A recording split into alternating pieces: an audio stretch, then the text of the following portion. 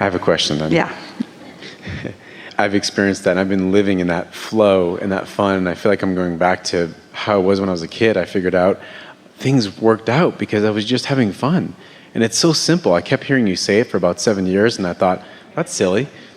And then I actually heard what you said, and I thought, this is it. This is fun. Well, words don't teach. It's only life experience. But when you hook up with some words that are vibrationally equivalent to the life experience that you've had, and you're able to then start noticing the consistency. So when you get hold of this notion of satisfying thoughts open doors and unsatisfying thoughts open doors to more unsatisfying things. In other words, all thoughts open doors. It's just, what are the doors opening to? More pleasure, more pain. More sense of well-being, less sense of well-being. More feeling of worthiness, more feeling of unworthiness. Because law of attraction opens doors. It's just, what are you under the influence of? Okay, here's what I want to know. I've been allowing more in, and just right now I can feel more as well. I feel like my mechanism, this body, when I feel sources, I'll use the word love. I don't know what other word to use. No better word, okay. Except that twists some people's Yes. brain into a knot because, Yes. because they've only heard the word love when the opposite of it was being offered. Don't you know I love you? Okay.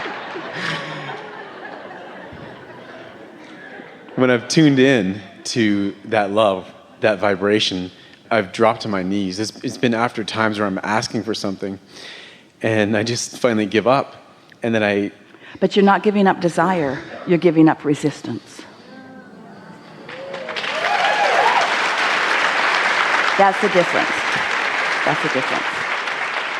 How can I refine this mechanism to accept that? Because even right now, I feel Little by little by little by little, just a little bit at a time, by one satisfying thought at a time. It doesn't take very long. It's like the analogy of the hills at San Francisco, and there's a car parked at the top of one of those big hills, and you decide, just for self-understanding, that you're going to release the parking brake and put it out of gear, and you're going to just nudge it a little bit from behind and see what happens. You know what's going to happen. It's going to go in the bay because gravity and inertia are going to carry it right down there. But just for fun, you decide to try it anyway. So you nudge it a little bit and it starts rolling. Then you realize, wait a minute, I've changed my mind. You get out in front of it with your body and you just stop it because there's no momentum. So it just bumps up against you and it stops. But you wouldn't want to be at the bottom of the hill trying to stop that. And so that's why satisfaction, it's a soft word. Am I satisfied or not? And if you begin noticing how often you are satisfied. The other day, Esther was on an airplane and she was feeling satisfied for no good reason, just because she was satisfied. Well, she was in first class, that's the reason, and had a nice wide seat, and she's feeling satisfied. So she was sitting there and she was thinking to herself how satisfying it was. She has a neck pillow that she really enjoys, and she knows how to position her body in the seat that's really comfortable and get her legs put in just the position where she's so comfortable. And she was just sort of snuggling in, and she thought, I might like my blanket.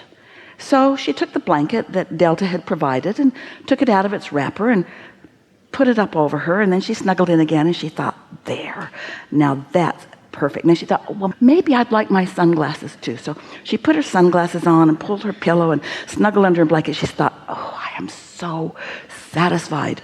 And then a flight attendant came to her and handed her a bottle of water that he had heated in the microwave. And he said, this might make you more comfortable. You might like this. And Esther thought for a moment, did I look old and feeble? And then she thought, no, he didn't come to fix something that was broken. He got caught up in the flow of my satisfaction.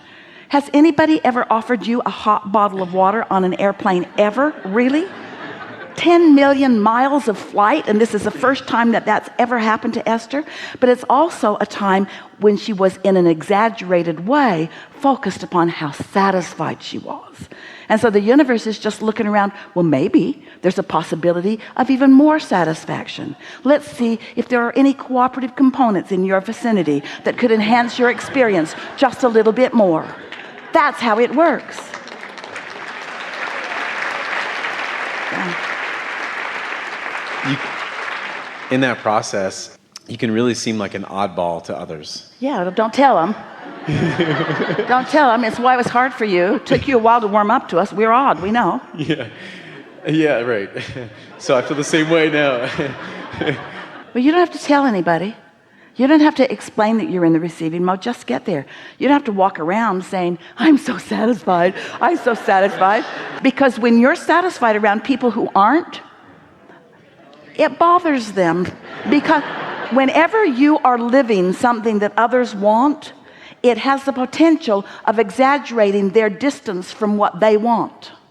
So that's why you want to be oblivious to them. And you know what holds you back so often, dear hearts?